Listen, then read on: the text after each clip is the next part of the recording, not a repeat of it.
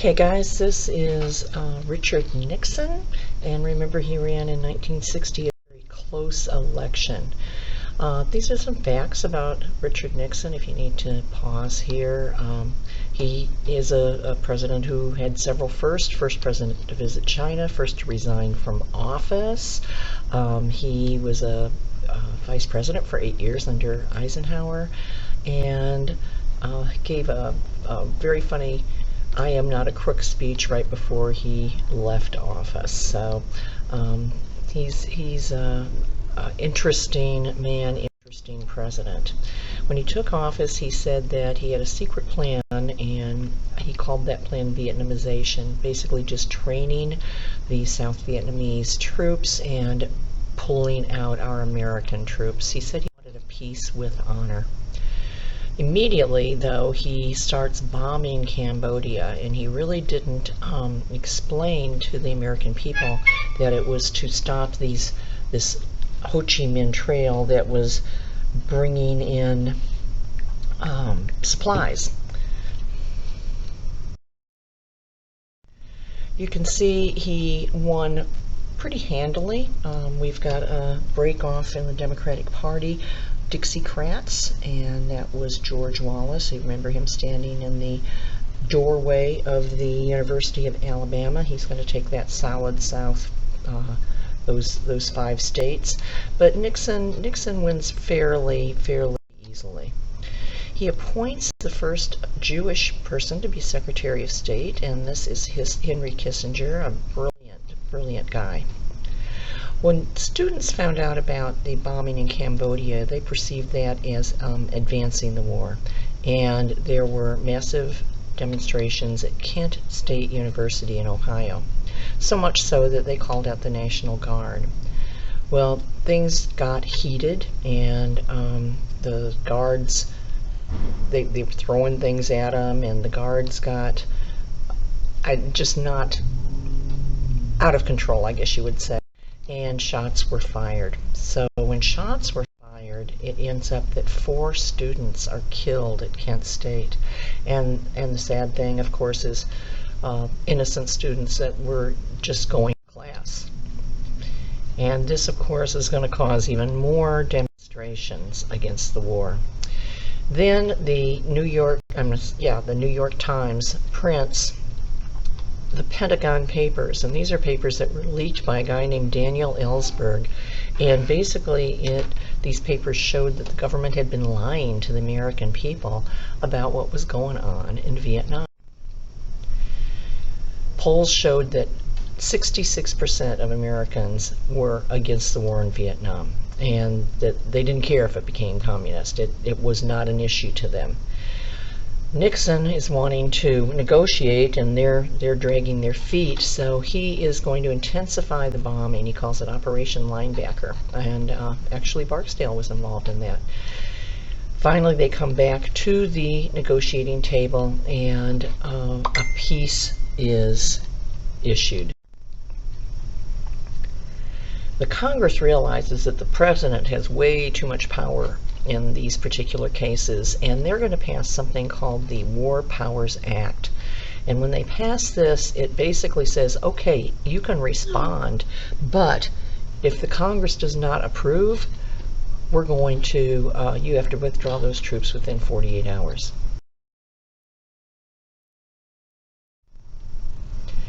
So to add to the tension that was going on at the time, the Middle East is going to organize, and you're going to have these oil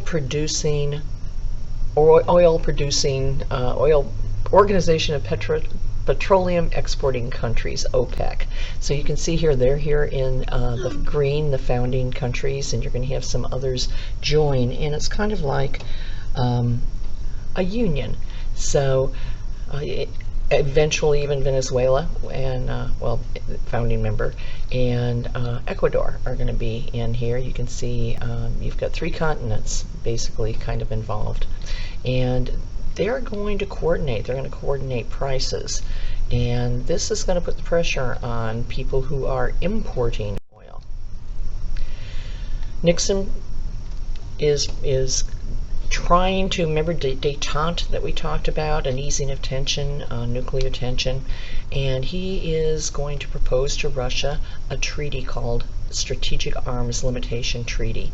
Basically, let's stop building more nukes and let's eliminate some of them that we have. And he's actually going to meet with the Russians, and they are going to sign the first Strategic Arms Limitation Treaty. So we're having some problems. We have a stagnant economy and we have inflation, and that is known as stagflation.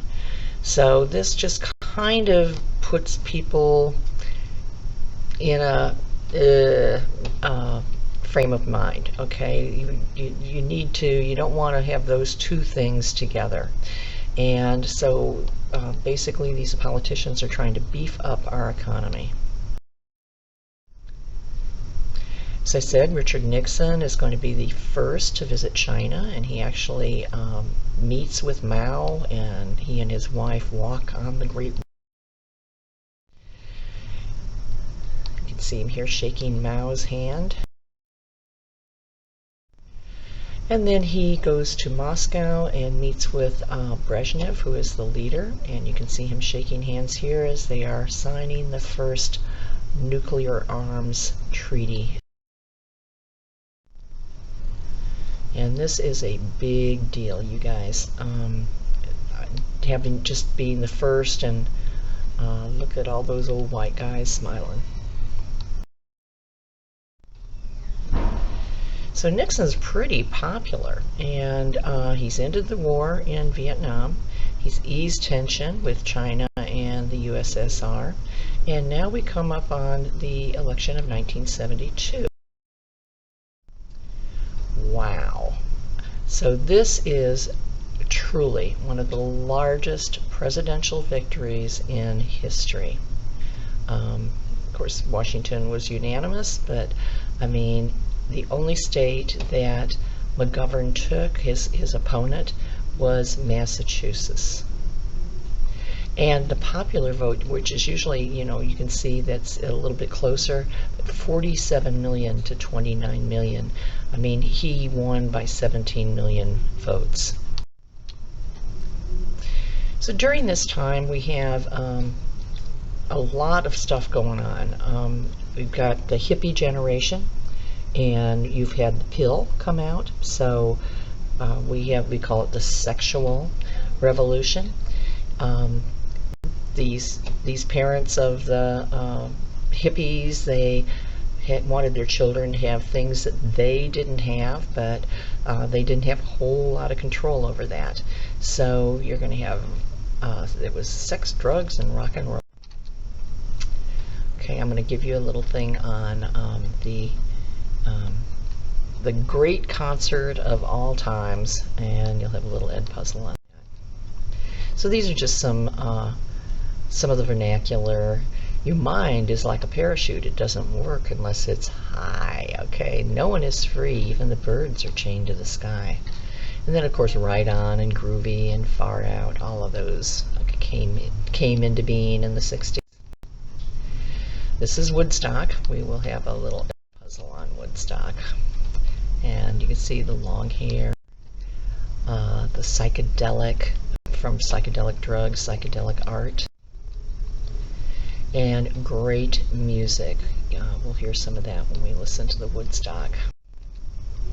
So other movements that are going on at this point in time now: the National Organization of Women, AIM, American Indian Movement, the United Farm Workers, you had Cesar Chavez earlier, and the Gay Liberation Front.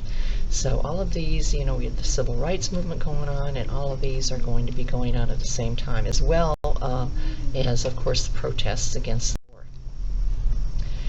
Now, prior to the 72 election, there was an organization put together to get the president elected, and they called it CREEP. It was the Committee to Re-elect the President.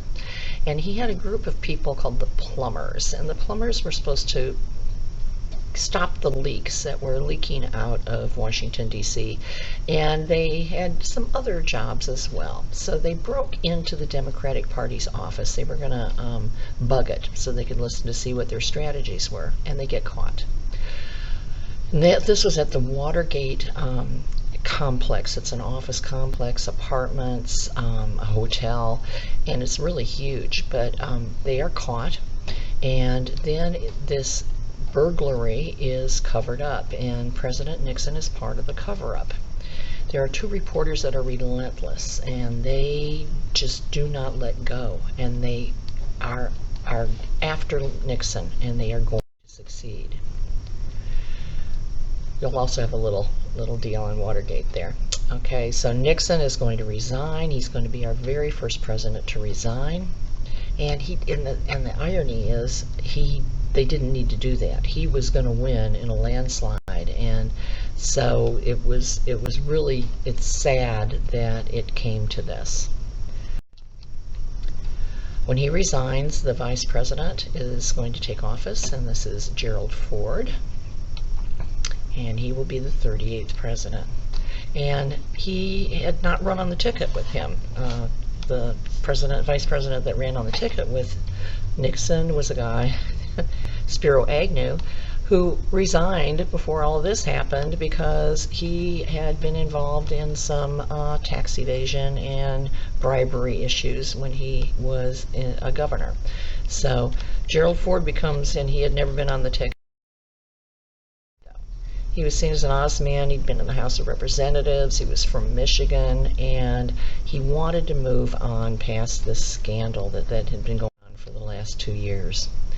So he issues a official pardon. He pardons for Nixon for any crimes known or unknown, and this actually goes against Ford. He wants to move on, but the people wanted justice.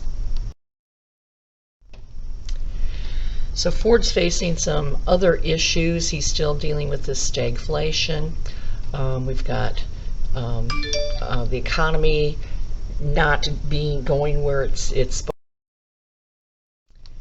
And his solution, he came up with something called WIN, Whip Inflation Now. It was kind of innocuous. You really didn't have any specific things that they were doing other than spend your money. The big cars of the 1950s going into the 60s, and now you have OPEC with higher gas prices. That's going to make our economic. And we talked about OPEC. They are going to start putting the screws to us, because anybody who is supporting Israel, which we do, they are going to try to put pressure on. And as a result, gas prices are going to go from 40 cents a gallon up to about $1.40 per gallon. Of course, that seems cheap in today's, but when you're going up a full $1 a gallon in a short period of time, people were not happy. And in addition to the higher prices, it was hard to get. This is an example of some of the long gas lines that people waited in line to get gasoline. Not happy. So when the next election comes up, people want to change, and they're going to switch parties, and a young man from Georgia, who had been governor of Georgia, named Jimmy Carter, is going to run, and he is going to become president in 1976 with his own set of problems. So this is the result of that election.